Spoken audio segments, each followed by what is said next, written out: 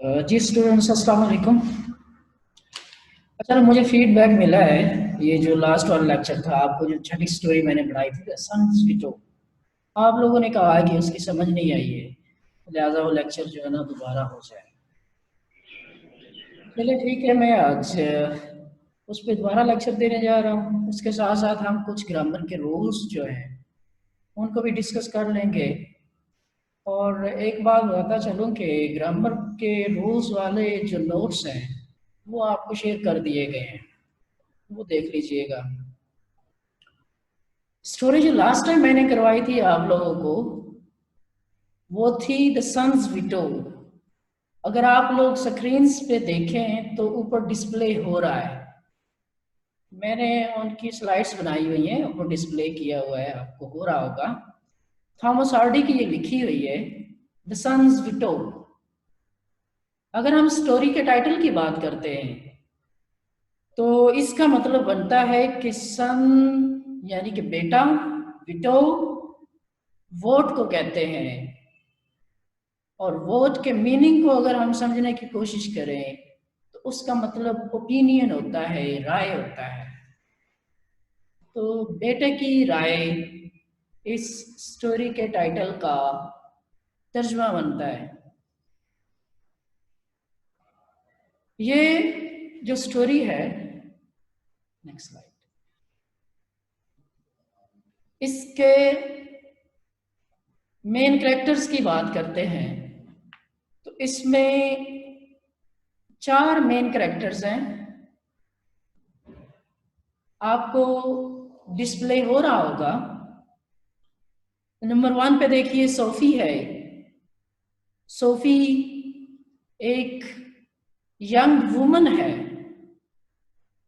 अभी तक इतनी बूढ़ी नहीं हुई, लेकिन उसके हालात, उसके कठिन हालात, उसकी जिंदगी की जो परेशानियां हैं उन्होंने उसकी सेहत पर ऐसे असर डाला है कि वो बूढ़ी लगती है, बूढ़ी दिखाई देना शुरू हो गई है। She belongs to a poor family और ये सोफी जो है ये मेन कैरेक्टर होने के नाते इस स्टोरी में इसका जो रोल है, ये नंबर 4 पे देखिए रेवरेंड टाइकोट लिखा हुआ है, चौथा कैरेक्टर। इसके यहाँ एज अ हाउस वर्कर काम करती है। रेवरेंड टाइकोट नंबर 4 पे जो कैरेक्टर है उसको एक्सप्लेन कर रहा हूं। ये वहां अपने इलाके का एक पादरी होने के साथ साथ एक स्ट्रॉन्ग बिजनेसमैन है, अपर मिडिल क्लास से बिलोंग करता है। और इसकी पहले वाली वाइफ जो है उसकी डेथ हुई हुई है। रेवरेंड टाइकोट का रोल इस स्टोरी में ये है कि इसकी 2 शादियां हुई होती हैं। एक पहली शादी जिसका जिक्र स्टोरी में नहीं लेकिन स्टोरी के बैकग्राउंड में है, और उस पहले वाली वाइफ से इसको एक बेटा होता है जिसका नाम है रेंडोल्फ। नंबर 3 पे देखिए कैरेक्टर का लिखा हुआ है नाम, रेंडोल्फ। ये रेवरेंड टाइकोट का पहली उसकी जो वाइफ थी उससे बेटा है। अभी इस वक्त ये 14 इयर्स ओल्ड है रेंडोल्फ। और सोफी जो है, जहां से स्टोरी शुरू होती है, व्हील चेयर पे बैठी है क्योंकि हैंडीकैप हो गई है अपनी एक टांग से, ये लंगड़ी हो गई है। उसकी सख्त जो जिस्म में वो बाकी नहीं रही, जिंदगी की जो मुश्किलात है उनसे लड़ते लड़ते, और वो व्हील चेयर पे है अभी। नंबर 2 पे देखिए सैम लिखा हुआ है, सैम। सैम जो है ये भी एक पुअर फैमिली से बिलोंग करने वाला कैरेक्टर है, जो रेवरेंड टाइकोट नंबर 4 पे जो नजर आ रहा है आपको, उसके यहाँ माली के तौर पे काम करता है। तो जब सोफी और सैम दोनों ही रेवरेंड टाइकोट के यहाँ काम कर रहे होते हैं तो उस वक्त सैम को सोफी बहुत अच्छी लगती होती है और ये उसको शादी के लिए प्रपोज करता है, लेकिन सोफी बीइंग ऑनेस्ट वर्कर उसके यानी सैम के उस प्रपोजल को रिजेक्ट कर देती है, नहीं मानती, उससे शादी करने से इनकार कर देती है। तो सैम चूंकि पूर फैमिली से बिलोंग करता है वो इंसिस्ट नहीं करता और खामोश हो जाता है। अभी क्या सूरत हाल है इस स्टोरी में, रोल क्या है और स्टोरी कैसे आगे आगे डेवलप होती है। बैकग्राउंड में ये मैंने आपको बताया कि रेवरेंड टायकोट की पहले वाली वाइफ जो है उसकी डेथ हो चुकी है और अभी इस स्टोरी में वो सोफी की खिदमत से बहुत मुतासर होता है। सोफी उसकी घर में हाउस वर्कर है चूंकि, तो उसकी खिदमत कर रही है, बहुत मुतासर है।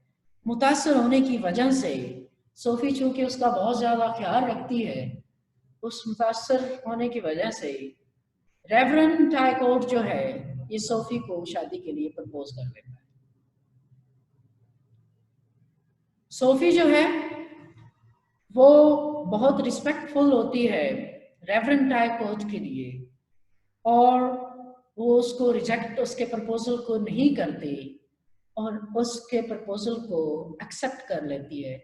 ये बात याद रखिए कि प्रपोजल जो रेवरेंड टायकोट ने शादी का किया वो एक्सेप्ट करने की वजह सिर्फ और सिर्फ सोफी की वजह ये है कि वो उसकी रिस्पेक्ट करती है। देयर इज नो लव, बगैर लव के उसका प्रपोजल ये एक्सेप्ट कर लेती है, उनकी शादी हो गई। अब शादी होने से रेंडोल्फ इनका बेटा हुआ है जो कि पहले वाला है, पहले वाली वाइफ से, और 14 साल का ये है। अब 14 साल का अरसा गुजरने के दरमियान रेवरेंड टायकोट जो है उसकी भी डेथ हो चुकी हुई है। अभी यहाँ पे मौजूदा जो सिचुएशन है वो है सोफी और रेंडोल्फ, ये दोनों का ही कैरेक्टर इस स्टोरी में मेंशन है, जबकि सैम और रेवरेंड टायकोट जो है इनकी स्टोरी में बैकग्राउंड में कहानी बयान की गई है। अभी 14 साल गुजर जाने के बाद सोफी अपने आप को अकेला फील करती है, अपने आप को तन्हा महसूस करती है, तो उसकी मुलाकात दोबारा से सैम के साथ इंसिडेंटली हो जाती है। सैम, जैसा कि मैंने आपको बताया था कि पहले इसको प्रपोज कर चुका था जब ये रेवरेंड टायकोट की यहाँ दोनों मुलाजिम थे, सोफी और सैम। उस वक्त इसने इसके प्रपोजल को रिजेक्ट कर दिया था।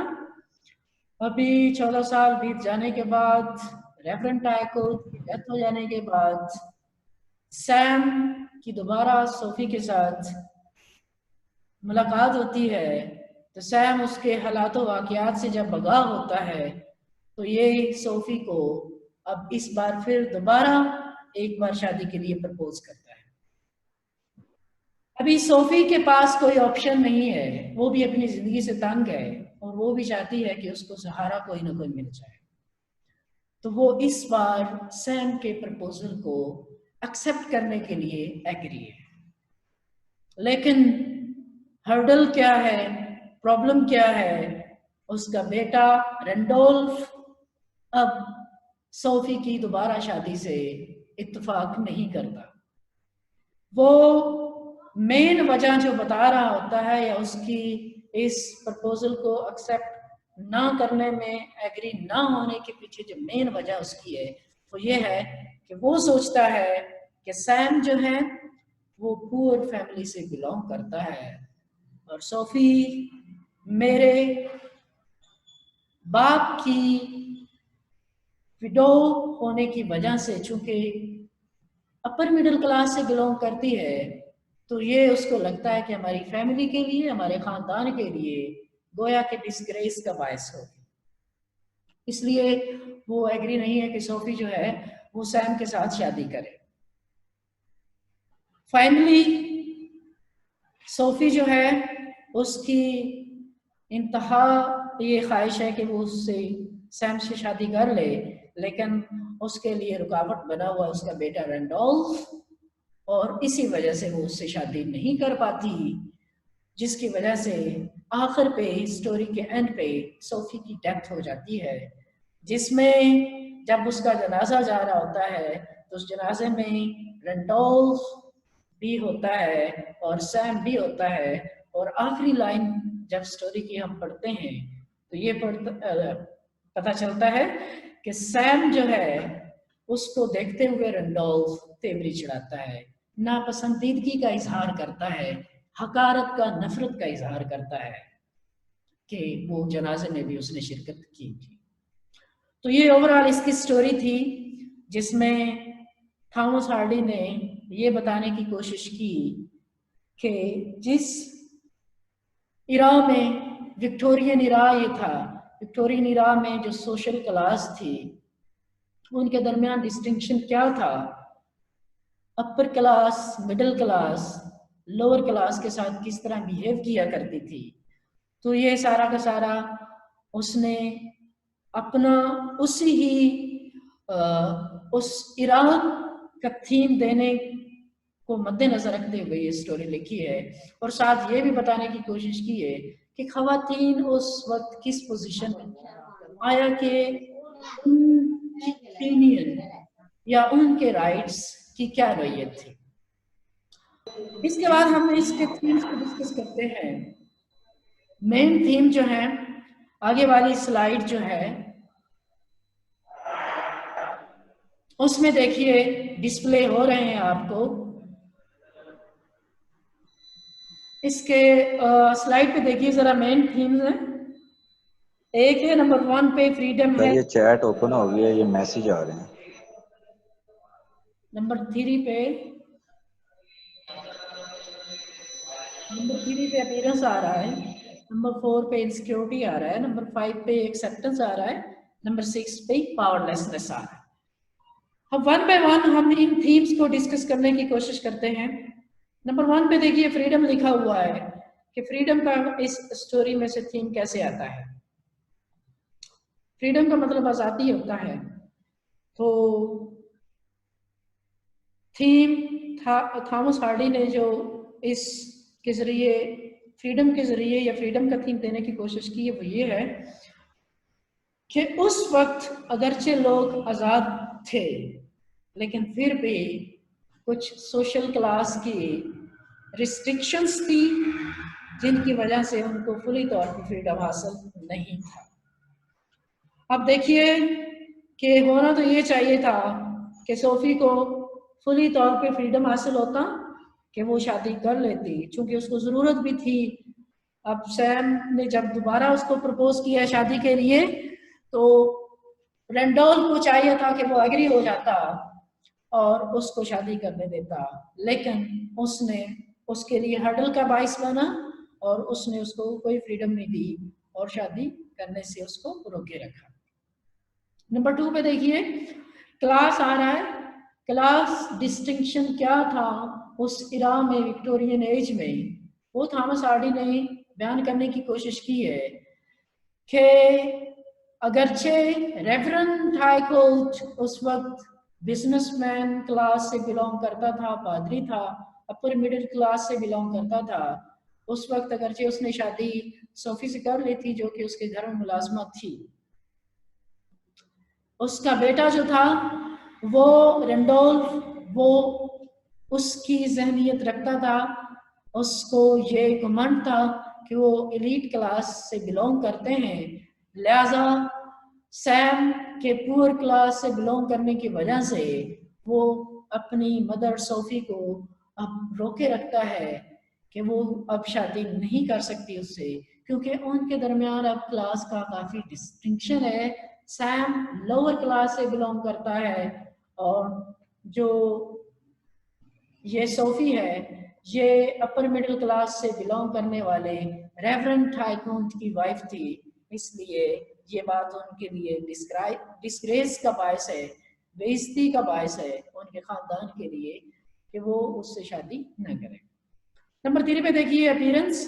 जाहिरी तौर पे क्या है कि माँ और बेटे में अगरचे अंडरस्टैंडिंग नजर आ रही है, जहाँ से स्टोरी शुरू होती है, व्हील चेयर पे सोफी बैठी हुई है और बेटा जो है वो उसके पीछे खड़ा हुआ है और उसकी खिदमत के लिए हाजिर है ज़ाहिरी तौर पे, लेकिन अंदरूनी तौर पे हिडन देखा जाए तो वो बाउंडनेस है, उनके दरमियान लैक ऑफ अंडरस्टैंडिंग है, एक दूसरे की एक्सपेक्टेशंस, एक दूसरे की फीलिंग्स, एक दूसरे की ख्वाहिशात जो है उसका वो अदब नहीं किया जा रहा कि वो माँ की जो ख्वाहिश है वो उसको ठुकरा रहा है, उसकी जो शादी के लिए वो विलिंग है सैम के साथ, उससे वो इनकार कर रहा है। इनसिक्योरिटी नंबर 4 पे आ रहा है। इनसिक्योरिटी कैसे है? इनसिक्योरिटी का मतलब होता है कि अपने आप को महफूज ना महसूस करना, तहफ़्फ़ुज़ में ना होना। तो सोफी जो है अपने आप को इनसिक्योर फील करती है कि वो इस तरह की अपाहज ज़िंदगी गुजारते गुजारते, तन्हा ज़िंदगी गुजारते गुजारते थक चुकी है और वो दोबारा सैम से शादी करना चाहती है, लेकिन हर्डल उसके लिए उसका बेटा ही आ रहा है और वो शादी नहीं कर पा रही, इसीलिए अपने आप को वो इनसिक्योर फील करती जा रही है। एक्सेप्टेंस, एक्सेप्टेंस का मतलब होता है कबूल कर लेना, मान लेना किसी की बात। तो एक्सेप्टेंस का जो थीम अगर हम इसको डिस्कस करते हैं तो इसका मतलब ये है कि मान लेना चाहिए था उसके बेटे को कि वो सोशली तौर पे उनको ज़रूरत भी है तो उसको शादी करने दें, लेकिन उस वक्त वही क्लास डिस्टिंक्शन की वजह से वो उसकी बात, अपनी माँ की बात को मानने से इनकार कर रहा है, उसकी जो ख्वाहिशात है या उसकी जो राय है उसको एक्सेप्ट नहीं कर रहा। नंबर 6 पे पावरलेसनेस आ रहा है। पावरलेसनेस देखिए, अब इसमें सोफी जो है वो पावरलेस है, मतलब मोहताज है, उसके पास कोई इख्तियार नहीं है कि वो अपने बेटे से बढ़कर सैम से शादी कर ले।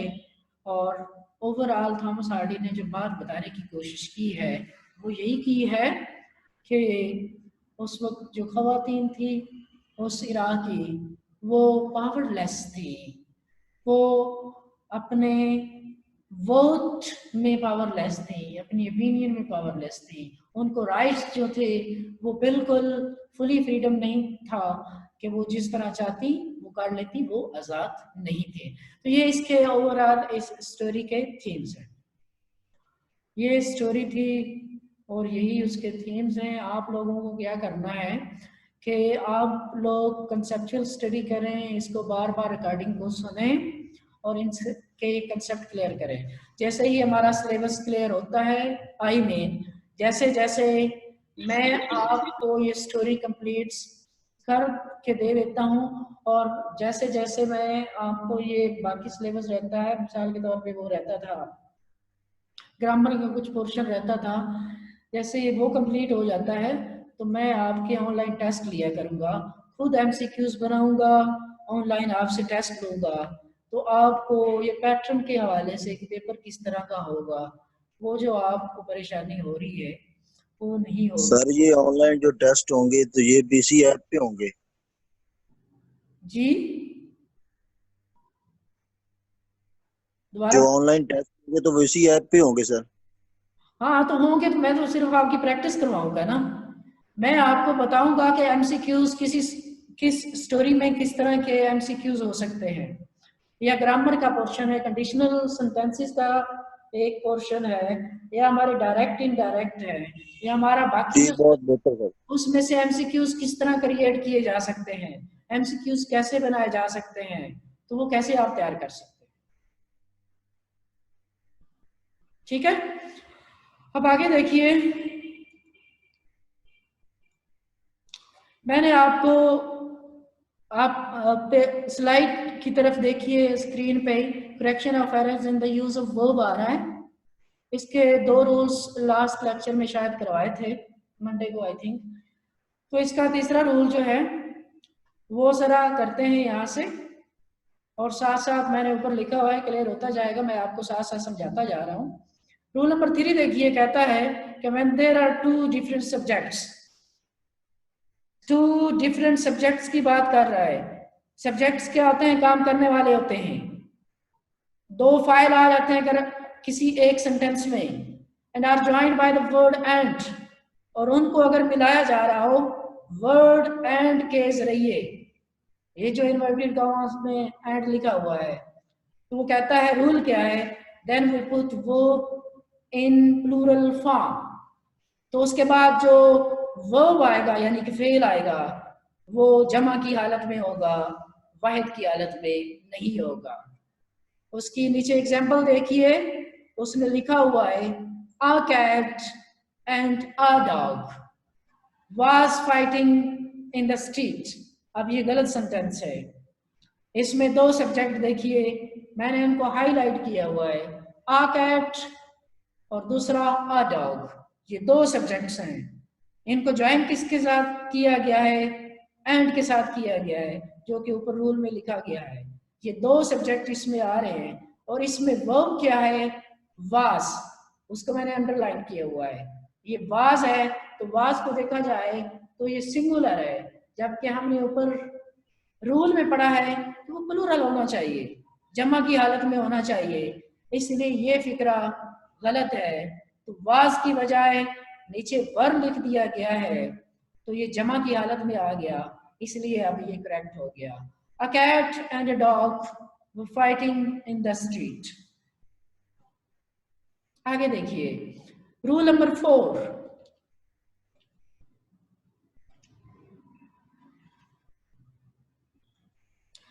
रूल नंबर 4 देखिए, we put singular verb after the words like majority or majority, whereas we put plural verb after the words like majority of or minority of। अब रूल क्या है? इसमें कहता है कि अगर वर्ड्स आ जाएं जिस तरह ये सिर्फ लिखा हुआ है माइनॉरिटी या मेजॉरिटी, तो उनके बाद हमने जो वर्ब लगाना होता है वो जमा की हालत में लगाना होता है। नो सॉरी, इनके साथ जो वर्ब लगाना है वो हमने वाहिद लगाना है। ये ऊपर देखिए, we put singular verb after the words like minority or majority। इसमें कह रहा है कि minority या majority के words अगर आ जाते हैं तो हमने उनके बाद जो वर्ब लगाना है, फेल लगाना है, वो सिंगुलर लगाना है। लेकिन अगर कहता है वर्ड्स आ जाएं मेजोरिटी ऑफ या मिनोरिटी ऑफ, तो उनके बाद हमने जो वर्ब लगाना है वो हमने जमा का लगाना है।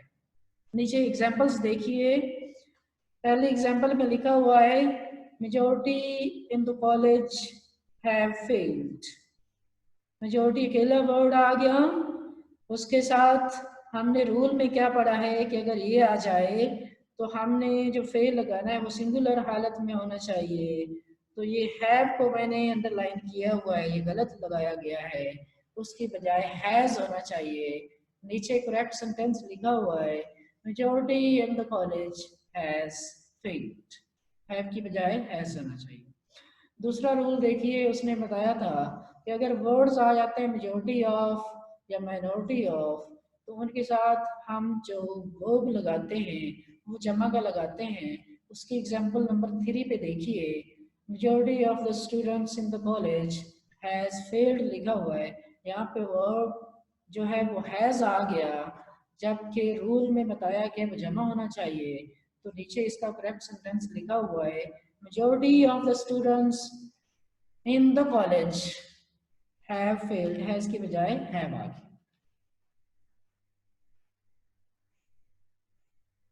रूल नंबर 5 देखिए, रूल नंबर 5 में कहता है we put singular verb after the word। यहाँ पे मैंने verb गलत लिखा हुआ है, ये word है many are, whereas we put plural verb after the word like many। अच्छा, इसमें रूल में क्या कहता है, अगर तो वर्ड आ जाए मैनी आ, मैनी के साथ ए भी लगाया गया हो, मैनी आ, तो इनके साथ हमने जो वर्ब लगाना है वो सिंगुलर होगा यानी वाहिद होगा। लेकिन अगर वर्ड आ जाता है मैनी यानी कि ए के बगैर होता है, सिर्फ मैनी होता है, उसके साथ हमने जो फेल लगाना है, वर्ब लगाना है, वो जमा की हालत में होगा। नीचे एग्जांपल्स देखिए इनकी। Many students were present in the class. Many आ गया, मैंने हाईलाइट किया हुआ है। ऊपर देखें रूल हमारा क्या कहता है, अगर वर्ड्स आ जाए मैनी आ तो वर्ब हमने क्या लगाना है, सिंगुलर वाहिद लगाना है। इसने वर्ब क्या लगाया हुआ है, वर लगाया हुआ है जो कि जमा का है, तो इसलिए ये गलत हो गया। इसका सही सेंटेंस क्या होगा, वाज हम लगा देंगे, many a student was present in his class. आगे वाला एग्जाम्पल देखिए, many student was present in his class। ऊपर देखिए रूल की तरफ हमने देखा, उसमें कहता है कि अगर वर्ड आ जाए मैनी, उसके बाद हमने जो वर्ब लगाना है फिर वो जमा की हालत में होना चाहिए।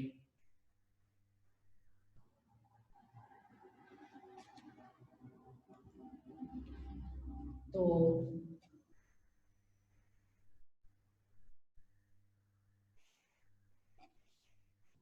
नीचे आएगा many student was present in his class, many students were present in their class, तो वर आ जाएगा मैनी स्टूडेंट्स के साथ। ओके जी, हैव अ नाइस डे, अल्लाह हाफिज।